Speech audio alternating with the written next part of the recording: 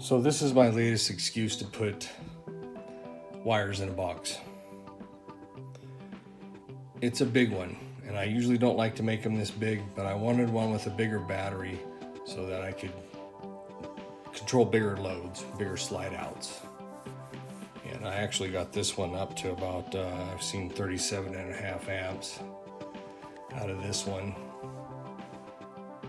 So we'll see in the future how it works. So far it's been working really well. I did have to make some changes after the first day I took it to work. I had an opportunity to use it and I thought, oh, I need to change some stuff. So there is a couple of changes, and in the next video I put out, it's going to be how to build this box. It's going to be me actually building it and the wiring diagrams for it. So if you're interested in making your own, you can follow that video.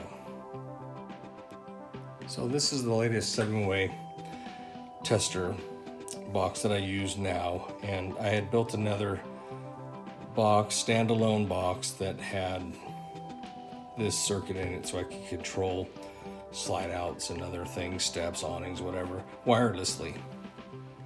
Makes it easier to work on them.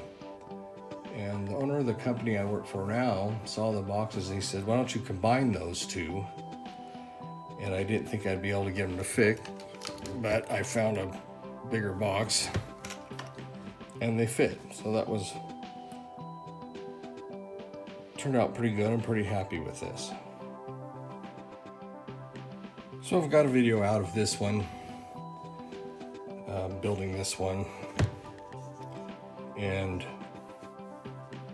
I made it for slim racks. I had to go help a customer get his slim racks in, and after I was done with that, I thought I can make this a lot easier. And so that's where I came up with this. So I've been trying this one out. It's worked great, and I thought, okay, I'm gonna make one big slide box. It doesn't just do slide outs, but I primarily use it for slide outs. Some of the changes I made were, instead of those Molex plugs, I just went ahead and used 6-way plugs. These were much easier to deal with, and I think they can carry bigger loads. The other thing I added to this was USB. So that'll do the A and the C. It's got its own on-off switch. So there were some things that I was needing to charge remotely. I didn't have a way to plug them in, so I can do it from here now if I want to, so I can still test the slim racks from there.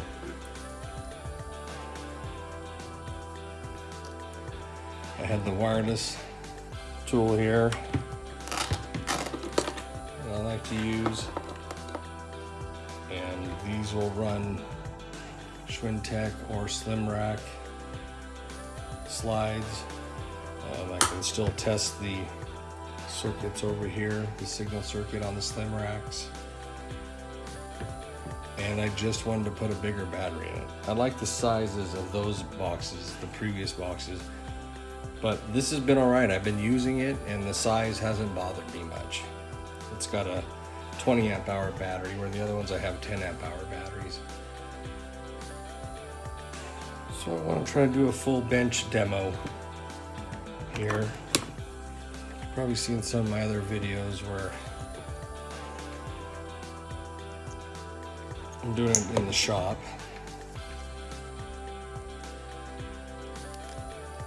So here we're gonna hook up the meter to the black and white leads off of this, maybe. There we go. And so our power switch is here. I haven't made the labels yet for all these switches. If we turn that on, and this goes to this port here. So if I put it in position 1, then this is just going to reverse polarity for us.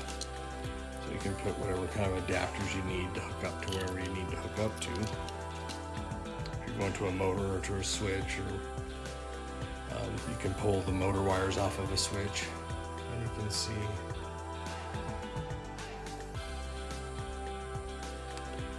it goes one direction and then the other direction.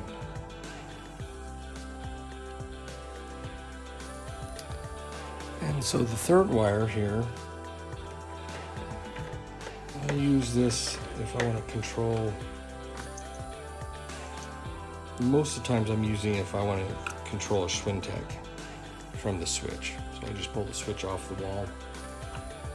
The center wire off the switch was usually your power in, goes to the green wire. This is for position 2, so now let's change the way this works. So it's going to take power through this green wire, and it's going to come out either the black or white, depending on what we ask for. So we can see if we hook it here. So that way is nothing, and this way we'll apply 12 volt here. So we're on the black wire. And if I move it to the white wire, so it's just mimicking the switch. So if I want to run the slide out and be near the rollers or the H channels, wherever I need to be, if I'm trying to track down a noise or something, figure out what's going on with that slide out. That's what position 2 does. And you notice the meter, it flashes once in a while. That's your amp draw. So when it's steady, it's voltage, flashing, amp draw. My other boxes I put 2 meters on, but I didn't have a lot of room in this one, so it just got the 1 meter. So with these 6-way plugs, I can, like I said, I can do Schwinteks or Slim Racks, and probably some older DigiSyncs. I haven't tested one of those yet. I probably will be able to this summer. But I've got all kinds of adapters made up, so depending on what I'm gonna be working on. And so I take, these are 2 bigger wires than these other ones, so I take the bigger red and black, and those are my motor power. So on this one I have red and white. The bigger ones are for motor power. These I'm going to hook up backwards because the other one over here is hooked up color for color. Then you can grab the green and yellow wires, and we'll hook those up here. These are to measure the signal circuit.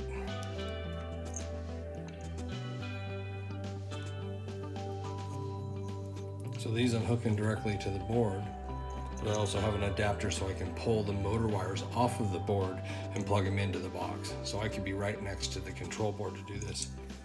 These other 2 circuits here are for the signal circuit power. So they're going to be red positive, and then they're white and black. It's just the colors I used.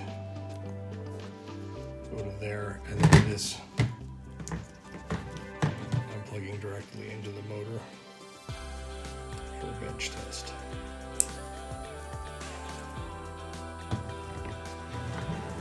So you can see both the motor shafts here. And if I want to run them wirelessly, I turn that switch on. Now the wireless control is hooked to here. If I want to use this switch, I can do that. So if I'm at the board, I don't have to use it wirelessly. I can use it right off of this switch. I turn this on, and now they're wireless.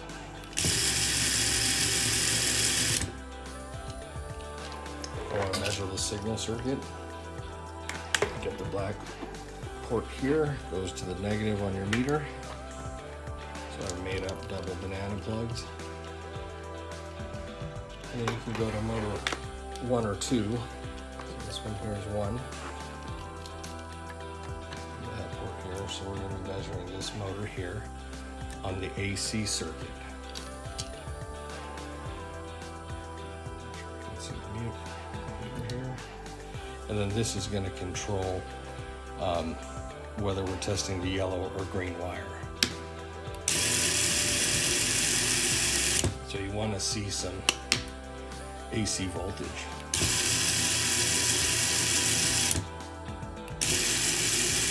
So no AC voltage on that.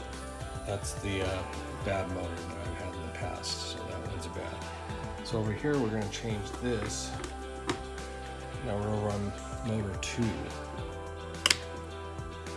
yellow wire.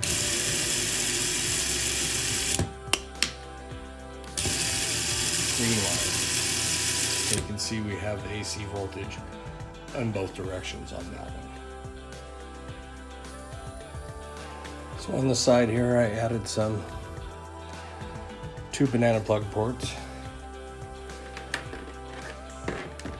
These are some pretty cool alligator jumpers I found on Amazon. You can plug those in here.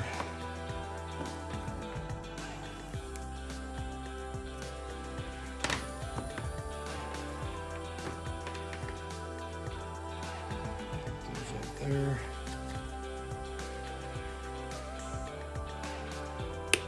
Turn on the power and we got voltage there.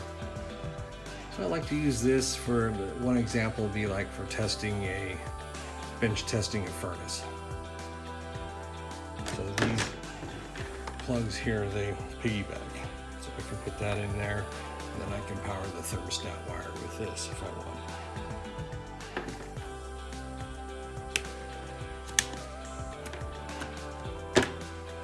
And I've got a 12-volt cigarette lighter, they call them adapter.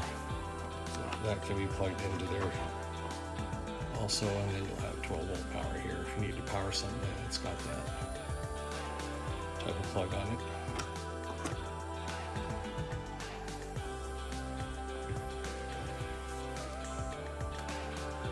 So that there's a charge port. So I just took the charger for this lithium battery in here and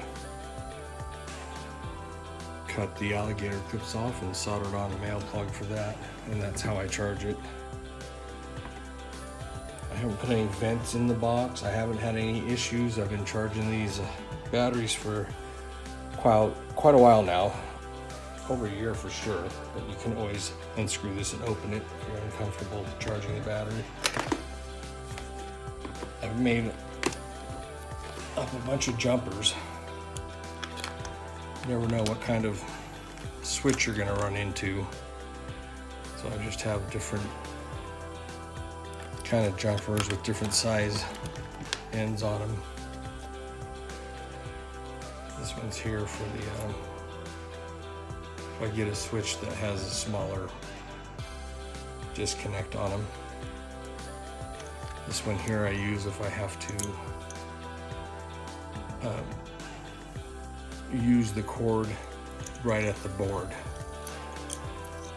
So I can, if you know you can't get to a switch and you want to have freedom with the wireless remote. So I've got a cord here. This would hook up to a Schwintek motor. So I have a longer cord made up. This would plug into right to the Schwintek motor. You'll see in some of my older videos. And this just goes on the end of that cord. And then the wireless controller would control the motor. I use that so I can use the motor to pull the H channels out of the wall and to put them back in.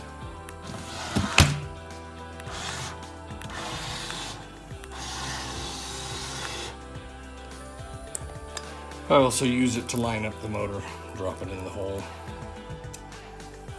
Just hold the motor in place, little downward pressure, and tap the wireless remote until it pops in. So, testing a step.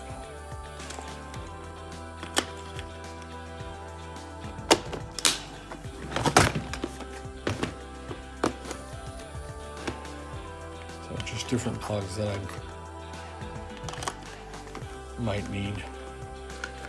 Jumpers. This is where I keep the meter double banana leads.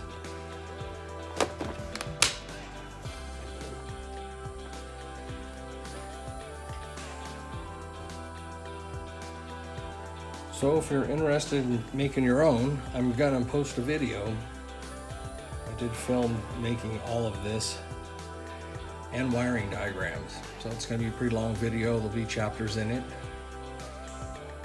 Well, if you wanna try to make your own, I've showed a lot of RV techs these different boxes and they really like them. They want me to make them. I don't have time to make a whole bunch of them, so if you're interested, watch out for that video. It'll be coming out soon. Thanks for watching. See you next time.